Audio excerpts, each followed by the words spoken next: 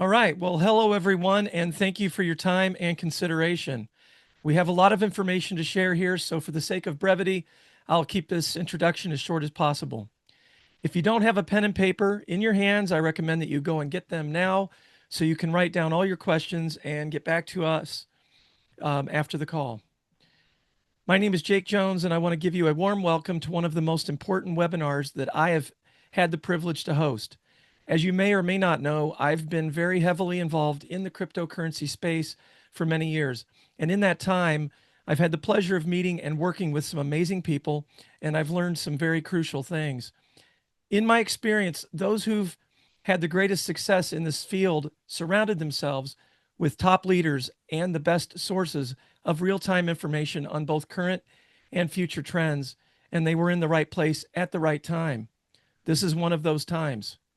I'm both excited and honored to announce that I am now the CEO and one of the founding members of SyncNode Limited. This project is my sole focus, and I am dedicated 110% to its growth and success. I am determined to be a rock that my partners and our community can count on. Now let's get to the introductions. I'll start off with our CMO, Ken Cito. Ken has been a longtime business associate of mine whom I show the utmost respect, and it is my pleasure to say that over these years, Ken has become one of my most trusted friends and confidants. Ken initially introduced me to our CTO, Jay Addison, whom over the last few years, I have spent countless hours building a strong friendship with.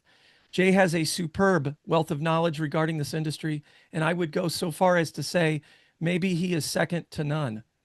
Our conversations have been lengthy, and it often strains my brain to keep up with him, as you will see as he goes over all of the most important details in a moment. And that brings me to the last, but most definitely not least, our lead developer and co-founder, Raj Lattimore, whom I will let Jay introduce later in his presentation.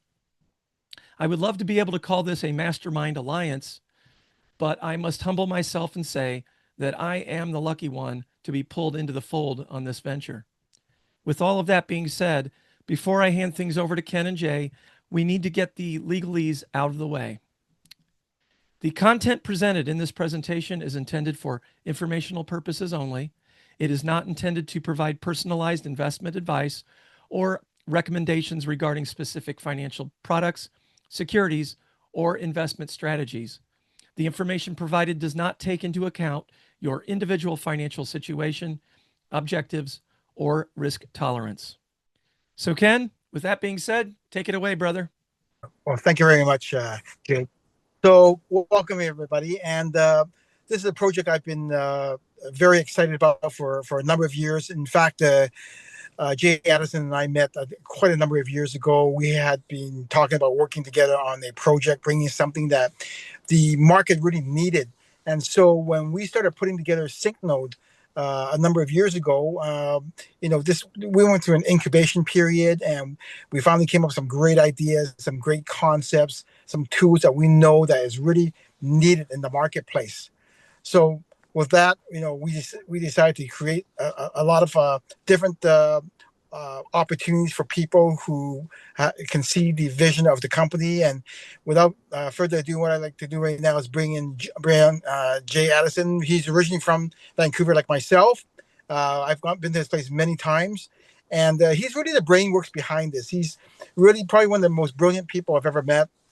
And he's also a good friend, and he's really the incubator behind this whole project. So I'm just really proud to be aligned with both Jay and Jake here in bringing SyncNode onto the market. So with that, Jay, why don't you come on board and just explain to everybody what we are really building here and what's ahead of us. Sure. Let's see if I can share the screen first, and I'll just bring up the front of the deck. Okay, so just before we get started here, I'm going to give you a little bit about my background. So back in the university days, I was going in for electronic engineering and computer science and that kind of stuff. So I have a lengthy background in technology and everything. In fact, actually, when the computers first came out, I was a pretty heavy-duty computer guy. And actually what happened was that when I was going in for a degree, I ended up turning into a bit of a hacker, and I ended up getting all these computer companies trying to buy me out of university, which I eventually did. So but I have a very wide range background. So always been in technology, been a rep for many audio video companies, Denon, Tannoy, Commodore Computers, Amigas, and many others. And also a broadcaster, so voiceover guy for television, radio, over 20,000 commercials, and then on Reuters Insider Financial Network for many years, being their crypto guy, starting in 2014. And also in the technology sector, I've always kind of been on the bleeding edge, sometimes the bleeding edge instead of the leading edge. In 1995, I put out a video called The Beginner's Guide to the Internet. So this is when the internet first came out, and there was nothing out there. Nobody knew how to use it because it just actually was released when Windows 95 was released to make it so that the general public could use it. So I produced a video called The Beginner's Guide to the Internet with Jay Addison. You can still find it on YouTube. And at the time, I hosted the show, and I was like the one of the producers. And we ended up selling the exclusive rights to the world for 10 years to Polygram Film Entertainment, which at the time was the largest film distributor in the world. And I also sold 10,000 copies actually on DVD to a company called Phoenix Computers in Vancouver. And so that was released on VHS, believe it or not, and was available in video stores everywhere. Like if you lived up there with Blockbuster and all the other video stores, you could go buy my video, or you could even rent it from the libraries and everything. So then when the .com thing happened in the early 2000s, I wanted to start doing, because my background was in television and radio, and I actually had, in the early 90s, I was a voiceover guy, and I bought a film company to start producing videos and stuff. So in the early 2000s, I wanted to create what you now know as YouTube, but it was a different name that I created. And so at the time, I created a video channel online. Now, we only had 56K, so this was before broadband came out. But I had Carlos Slim's family, the wealthiest guy in Mexico, invested, and I had the largest cable network in Canada invested. I had a whole bunch of Hollywood people in it. It was really phenomenal. And then the .com bubble burst a few years later, and we managed to live for about another year and a half. And then at that point, nobody could hang on anymore. And really, it was so early. Of course, YouTube wasn't out at that point. And like I said, the fastest you could get was 56K. Although there was talk of this whole network, which we now call Starlink, which was originally started by a guy named Craig McCraw, was trying to do the same thing. So then that was basically a software company, right? Because we were building software. We had a whole bunch of different channels. Like we had a health and wellness channel and a cycling TV channel and Borders TV and Car and Truck TV. And then in 2010, I started a company called Click for Time, which is an appointment booking solution. So I'm always trying to build a solution to solve a problem. So in 2010, I was going to a lot of different massage therapists and stuff, and nobody had a way to book appointments. So I started this company and brought in a few partners. And that solution is still running today. My partners run it up in Canada. So it's been running for 15 years in countries all over the world. Then in 2017, because I'd already been in the booking business, appointment booking, and my son had just got out of university. And at the time he was taking business and finance, but I also was feeding him all the courses to learn programming, not to program, but to be able to talk to the programmers. So we launched a company called EventChain. And EventChain was the first blockchain-based ticketing solution. And that was to solve a problem as well, because at the time I had a lot of friends that were going to concerts and everything, and they would always buy a ticket on Craigslist and get to the front door, and the ticket had already been used by someone. This is just a horrible thing. And I don't know if everybody knows somebody that's been ripped off from a ticket. So I knew that the blockchain could fix this problem. And so we came up with EventChain. I also knew at the same time that humans are relatively lazy and they don't want to learn anything new. So when we built EventChain, at the time, Ethereum was basically sort of like the leading blockchain. But I also knew Ethereum had a lot of problems and was very slow. And, it's still today can take 40 minutes for a transaction to get verified. And so I built this thing on a side chain. So basically what I did was I made it so we could run multiple blockchains at the same time. And the reason for that was also because at the time, if you wanted to run in China, you needed to be running on the Neo blockchain. And in Japan, they were running on the NEM blockchain. So you couldn't just say, okay, we're going to be on Ethereum and that's how it is. Because I also knew that, if we got someone like a Lady Gaga or something, well, there's just no way you'd handle the throughput of the tickets. The whole system would crash and you'd be out of business. So I set this thing up so that basically I said to the programmers, I want you to make this thing look and function just like Eventbrite, because I knew Eventbrite owned the space. And I also knew that when our salespeople were out there trying to get people to convert, we were always going to hear the same thing. And that is, I've been using Eventbrite for so long. I don't want to learn something new. And that's exactly what happened. So it actually worked out really great because that was the best thing we ever did. Make it exactly like the leading one out there, and everything worked in our favor, and the company grew like crazy. We were in 9 countries immediately. We were on an amazing trajectory, and then COVID hit. So of course that wiped out all the events. We lasted for about another year and a half, but there were no events. So nobody knew if that was going to last 10 years or 2 years or, whatever it was going to be, right? So we had to shut it down. But you're always learning from these lessons, and then I'm always trying to solve a problem, and that's where SyncNode comes in. Because what I used to do is I used to download movies off like LimeWire or something, and then I would upload them to Dropbox and I would share them with my friends, and I would rename it. But one day, in fact, I think it was maybe even Ken was with me. I uploaded a movie, and then we went for lunch. And I came back and I noticed that Dropbox had deleted it from my folder. And I thought, well, wait a minute here. So these guys are looking and seeing what I've got in my Dropbox account and deciding whether or not I should have that in there. And not just that, but I renamed the thing. So how would they even know unless they're actually looking at this, or they had different variables in place to find this? So I thought, this is completely wrong. And so this is how SyncNode was originally developed, to build a better solution for people that were having storage issues. But now, of course, we've gotten to the point where AI and blockchain has also made the project 1,000 times better than any regular storage solution. I mean, the blockchain gives us things like Merkle Tree, where we can verify the data as it's being transferred between the devices. And AI allows us to have way better levels of security, storage allocation, a ton of different features in there. They're really amazing. Because also at the time, what I was doing is I had a television studio in Vancouver, and I had computers everywhere. So there was one computer that was being used for shooting the shows, another one for editing the shows, another one for a teleprompter, another one for writing scripts, and just they're everywhere. So I used to use software, because at the time Dropbox was actually pretty slow. I would use software that was made for file and folder synchronization. So it would basically just go peer to peer. And this software had been around for a long time. And so when I designed SyncNode originally, I wanted to basically make something so that you could keep things on like everybody has storage nowadays. Everybody's got, everything from phones to computers, and storage is relatively cheap on places like Amazon. So there's no need to actually store something on the cloud unless you really need it on the cloud. And so the way SyncNode works is it's private and secure file and folder synchronization between all your devices. So between your laptop, your home desktop, your phones, all your devices. So when you put something in a folder, it's going to show up in the other devices, just like Dropbox, but without the vulnerabilities of a cloud. So the problem is, first of all, that there's a lot of vulnerabilities on current storage. Okay, so Dropbox, as an example, back in 2012, got hacked and 68 million accounts were compromised. The way it works when you're dealing with storage solutions like this is if somebody can get into one account, they can generally get into the servers and get into all the other accounts on that server, right?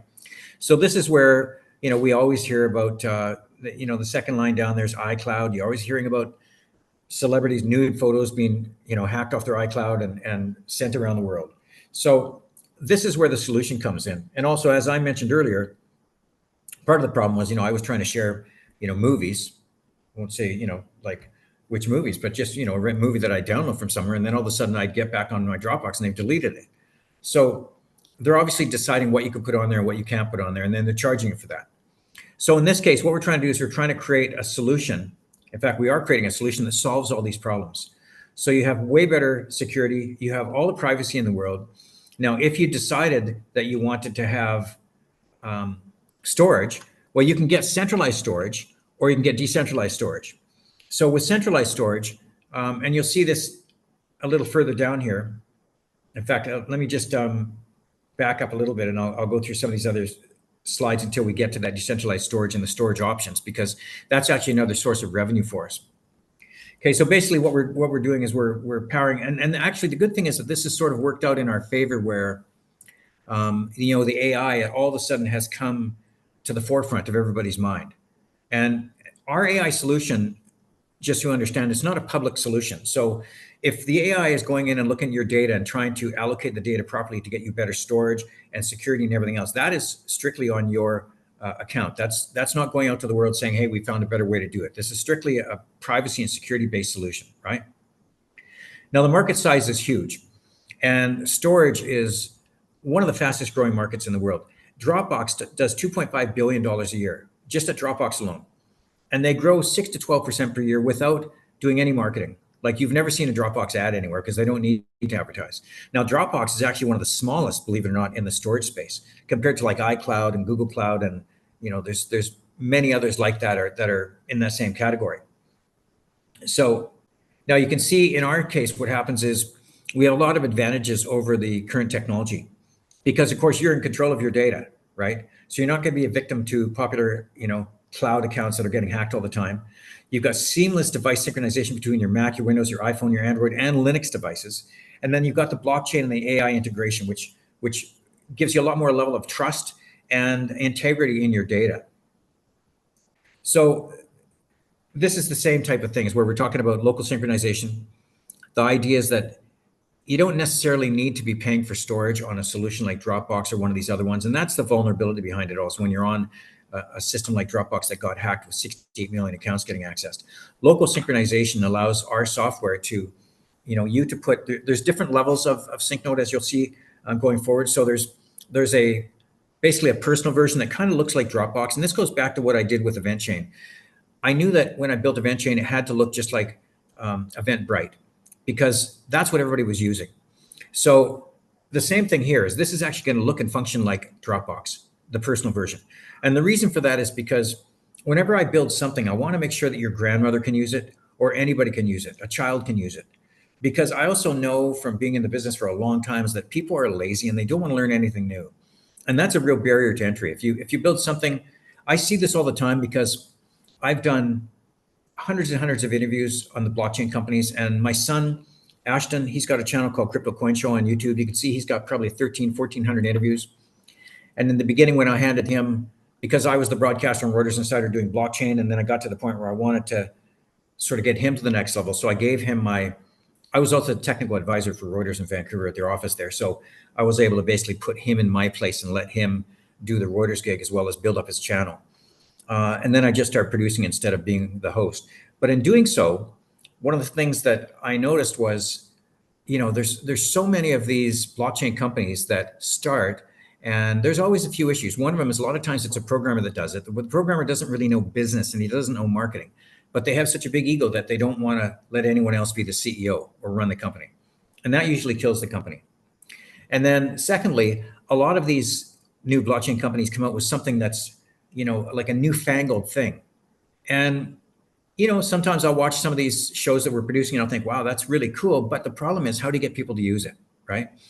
And if you don't have any use cases, you're not going to have a profitable business. You're not going to be able to run a business on it. And so the idea in our case, what we're doing is we're actually taking a Web 2 product and making it into Web 3. So Web 2 products are, there's products out there like GoodSync and MaxSync and SugarSync. There's a bunch of these programs out there that have been around for like probably 15 years. And all they do is synchronize folders, but they're very old and they don't actually keep up with the times, because I imagine that the company's been around for so long that the people that wrote the software just have never changed it. And so this is, but they've also got a good market share. Like I think if you went to GoodSync, you'll see they've got Adobe, they've got Kaiser Permanent, they've got some big names in there like HP. So there's big companies that are using this file and folder syncing that aren't even, that are looking at more secure and not having their stuff on the cloud, right? So there's no chance of their data getting stolen by other companies, right? Which is a big thing for them. So this is why we're doing this in building this solution that's restoring the trust in file syncing. So we're able to take what these guys have done in Web 2 and move them into Web 3 by using AI and blockchain technology and provide a better solution and actually a cheaper solution. And also then provide different storage. Like in this case, you can see we've got decentralized storage. So you can use a system like Filecoin, which is actually one of the biggest decentralized storage options out there. There's many of them. One of the things that I noticed, because I'm very technical, I've obviously been doing this for a long time. When I go to someone like Filecoin's website, and this was also part of the opportunity from SyncNode at the beginning. When I went to Filecoin's website and I thought, okay, well, let me play around this decentralized storage and see how I like it. Well, good luck on any of these things trying to figure out how to use it. Even if you're very technical, I've been a CTO for a long, long time and very technical back to the computer days and programming. But I get on these sites and I'm like, okay, well, how would I even go about using it? So one of the opportunities that I figured out was that there's actually an opportunity in being the front end for these solutions. So that the way it would work with SyncNode you get a SyncNode account. Now, if you decide that you want to have cloud storage, you can say, okay, I want to run cloud storage on, I want to try the new decentralized storage. Well, you'll be able to click a button and say, okay, I want to run a node on Filecoin. And the way that SyncNode works is it's almost like running your own private blockchain. So you actually have a node running on your phone, a node running on your desktop and your notebook computer. And then if you wanted to run a node on Filecoin or one of the others, you just click a button and it puts a node on there. Now your data is moving between your nodes and synchronized between your nodes, right? So you have decentralized solutions like that, and you also have private solutions. So you have solutions like Linode, Wasabi, Backblaze, even AWS and Rackspace. So this is also now if you were to launch a SyncNode node on Linode, let's say, which is a Linux server, you would actually be isolated from everything else. Okay, this is not like going on Dropbox where all of a sudden if someone hacks into your account, they can get into everything else. That's not the way it works. This is an isolated node that's running on a system like Linode or AWS or whatever. So it's completely isolated from the rest of their servers. So, but this also is an opportunity, because just like with decentralized cloud, if somebody wants to, let's say, launch on Filecoin, well, we can get paid by Filecoin a referral or a commission for getting them clients. So it's the same with, if you're using private cloud. If you go into Linode, or if you're on our system, you want to run a node on Linode, you can actually click a button, and we're going to end up getting paid from Linode or some of these other guys because we're driving business to them. And actually, they become marketing partners as well, because if you went to someone like Linode and you see they have a button there called Marketplace, and in the Marketplace, they actually have a whole pile of different options to run on the Linode system. So SyncNode would be sitting in there as one of the other options in the Marketplace. And most of these places have the same type of thing, right? Some people want to use AWS. You'll be able to use AWS with our system as well. And then once you have cloud storage, then you can decide if you want to share your files with someone using that cloud storage, because that'll be a function that's built in as well. So we're back to decentralized storage and encryption. So we use the AES 256 encryption, block level data transfer. I mentioned before, we're using Merkle tree to multiple destinations, but we're also going to include 2FA and YubiKey. So if anybody's familiar with YubiKey, and I might have it on the next screen here. Okay, so YubiKey is a little hardware device, and you can make it so that nobody can get into the data in the folder on your computer without putting that hardware device in your USB port. That's a hardware level 2FA. So we're adding these extra levels, like you can't do this with Dropbox. So we're adding these extra levels of security so that we're just trying to give you the best secure and privacy-based storage solution that you're going to find. So what you're looking at on the screen now would be like the professional version of SyncNode. And part of the thing with the tokens is that if you want to use there's multiple versions, which you'll see on our pricing page coming up. And if you wanted to use the personal version, there's a price for that. There's a price for a version where you'd have less functionality and you could just have ads running in there. So it's like a freemium version. And then there's a professional version. And the professional version is going to have all kinds of extra functions and features built in, like it might have versioning. So versioning is, let's say you changed a file and you think, oh no, I screwed that thing up. Well, you can go back versions. So there's all these extra functions. Well, those functions will have to be paid for with the SyncNode token. This is where the SyncNode token comes in, because anybody that wants any of these really fantastic functions built into the professional version is going to have to use the SyncNode token. Otherwise, they're not going to get those functions. And this is where we built a system in place that SyncNode token has value, right? So here's a typical consumer solution right here. You got your computers and your phone, and a business solution. And in a business solution, you might be running multiple SyncNode systems. So you might have, in your office, you might have a sales department where you just have 6 nodes running together, but you don't want those overlapping with the marketing department. At the same time, you don't want them overlapping with the C-level. The C-level, you might only want your CEO, your CMO, and your CTO to have access to certain files. And that's another reason that we built the system the way we built it. And again, you can add optional cloud storage or centralized storage to any of those options. And the engagement solutions, if you decide that you want to run a cloud storage, then you're going to have all the sharing access and the same thing as you would on something like Dropbox, but again, way more secure. You can see Dropbox here in my quote at the bottom has over 100,000 shared folders and links created every hour. Okay, that's 3.3 billion shared connections. So this is a great function, but you also want to make sure you have that security and you remove that vulnerability, right? On this next screen, you can see our YubiKey. So the YubiKey is over on the right-hand side. That's what I was just talking about with that extra level of hardware encryption. Our initial target market. So this goes back to being a Web 2 to Web 3 solution and data syncing software. SyncMate, which I've used, 2.8 million downloads, 10 million plus sync devices. Good Sync, again, used by Bear, Adobe, Lockheed Martin, $15 million a year. So there's tens of millions of people that are using this software already, but the software is pretty out of date that these guys are using. So we're going to be able to come in at a better price point and have a way better solution using AI and using blockchain and just a better updated solution. A lot of these guys aren't even using, the latest encryption type of thing. Cloud storage as well. That's just giving you some of the numbers on cloud storage and the opportunity, because like I said, Dropbox is actually one of the smaller ones. When you get into some of these other ones like the Google Drives and the OneDrive and iCloud, and the thing about Apple is that in Europe, Apple now has to allow other companies to compete with their App Store. Okay, this is something where they've had this monopoly for many, many years. And I can see in the future being able to compete with iCloud, and that would be incredible because so many people's iCloud gets hacked that if all of a sudden SyncNode could be used instead of iCloud, that would just open up a really, really huge market for us. And market advantage. I've gone over this a little bit before, but with the enhanced security, the decentralized and localized sync, and the blockchain rewards. So you'll be getting paid for referrals. We're going to have a whole reward system built in and upgrading to different plans. And again, those SyncNode tokens that are the rewards will need to be used for functionality in the advanced system. So key marketing initiatives. Well, one of the things I did with my Click for Time software was PAD, Portable Application Description. So if you've been on the internet for a while, you know there's sites like download.com, and there's a whole bunch of sites like that, SourceForge, where they actually have downloadable software. So what the PAD does is the PAD allows you to go in there and you sign up for this PAD thing, and you fill out all the documentation, you hit a button, and it puts it into like thousands and thousands of these sites automatically where people can download it, right? So you would download the SyncNode software, and then from there, you can have them sign up for the different version that they want to use.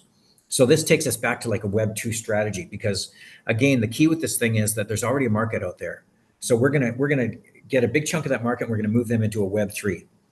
And then GetApp. So if anybody knows about, I've been marketing software for a long time. So GetApp, there's a whole bunch of places like GetApp, G2. There's all these ones where if you went on now and you said, I'm looking for appointment booking software, well, GetApp is going to be one of the first ones that comes up that shows you all of these software applications available, right? And you can see here, they've got 9 million plus monthly visitors. So these are all verified software reviews as well. So Stack Social, Bundle Hunt, Mac Heist. I don't know if anybody else out there has a Mac. I run Macs and PCs. I sign up to all of these guys. I've had Stack Social account for, I was just on it the other day, and it's probably been like 15 years or something like that.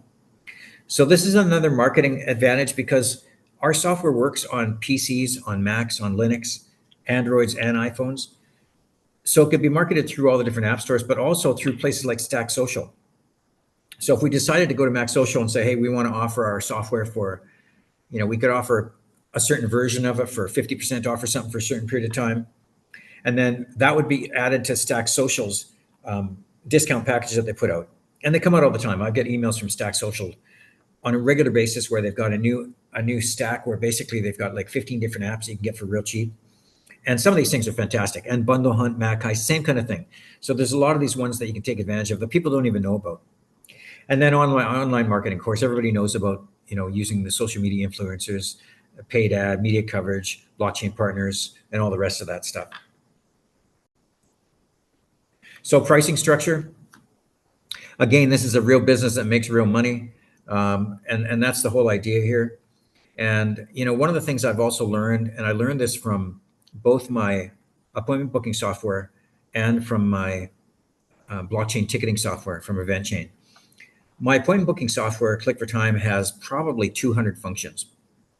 So I remember when when we originally developed that software, and then actually did a similar thing when we got EventChain going, there's so many functions in there that you now basically have to have a fairly big support section, because I could tell you, like, our support people for Click for Time, they get calls every day and every night because there's so many functions that it's actually, there's always somebody with questions. Because you got to remember, like, most of these people that, especially in that marketplace, okay, our target market is, let's just say, a 40-year-old woman. Well, they're not necessarily that technical. So when they get in there and there's so many different functions, it gets confusing. So one of the things I decided to do when I came up with SyncNode originally was to try and make something that was so simple that you didn't need to have support, okay, but also had huge revenue potential. So look at Dropbox. Like, what does Dropbox do? You download it, it installs a folder on your computer and your phone, let's just say, the two devices. And now what happens? Whatever you put something in the one folder, it shows up on your phone. This is very, very simple. I think if you went to Dropbox's website, they don't even have a phone number for support. So the whole idea this time was to try and develop something that was so simple that you wouldn't need to have a pile of people doing support. But also at the same time, it had a huge revenue potential. So as I said, Dropbox did $2.5 billion last year. Well, if we got 1% of that, that's a $25 million a year company. And 1% is small. And again, that's just Dropbox. That's not including all the other storage solutions out there. So it can be the potential to be a very profitable business is right there. So we have different versions, freemium version. So basically what would happen is you would get the freemium version and you'd be able to sync 3 devices, but only 50 files for free, maybe 100 meg maximum. So, and this might be modified over time. So this gets people, basically gets their feet wet. And I've done this as well because I've used a lot of different synchronization programs, and I'd use one and all of a sudden be like, okay, well, I need to move bigger files, so now I'm gonna have to pay. So this is the freemium thing is a standard feature. It's the same as on my Click for Time software. Basically, you can use it, and I think you get 30 appointments for free per month. But again, once you start using it, and now you've got your data and you've got everything else, well, it's just easier to pay for an upgrade than it is to try something else. So freemium version, ad version, you'll see a picture of that on the next slide down, where it shows an ad at the bottom of the screen, and those ads will be paid for with SyncNode tokens as well. So anybody that wants to advertise there, and that would be other blockchain companies or basically any kind of company, right? Technology company for the most part, but maybe not, maybe other companies. And then standard version and professional. So standard version is going to be the one has the same functionality as Dropbox. And professional, there may be functions in the standard application that actually have to be paid for as well with the SyncNode token. As we develop these things out further, then we'll decide that. In the professional, there's definitely going to be a whole bunch of functions in there that, yeah, you would need to pay that SyncNode token to get those functions. Go to market. So basically, we've just talked about this with influencers, reviewers, PR campaigns, referral programs. Anybody using the referral program is going to be able to earn SyncNode tokens. And also established MLM and affiliate networks, which Jake and Ken have a huge presence in for many, many years. App discovery programs that we just talked about, like software bundle programs. You can see a lot of them on there. They're like, there's other stores other than the Android store. There's the Galaxy store. There's a ton of different places out there now where you can actually get out there and do your marketing. And back to our revenue partners. So Filecoin storage, those are just 2 examples of decentralized storage. And on the bottom there's centralized storage. So Wasabi, Backblaze, Vultr, Linode, Rackspace, and Amazon. These are all going to be options for people that want to use storage, whether it's decentralized or centralized storage. And to the tokenomics, there's going to be 1 billion tokens, and they're all on the Solana network. And I've had a lot of experience with different blockchains. I've been doing this since 2013. And as a guy with a programming background, I have a pretty good understanding of the blockchains. And also, of course, doing all those interviews, we also interviewed a ton of people with different blockchains. So Solana is the blockchain of choice. And you can see we've got the breakdown there, but we actually have a tokenomics model here on this page. So it gives you a little bit more of a description of the tokenomics model here. And this will be available for sharing through Jake and Ken.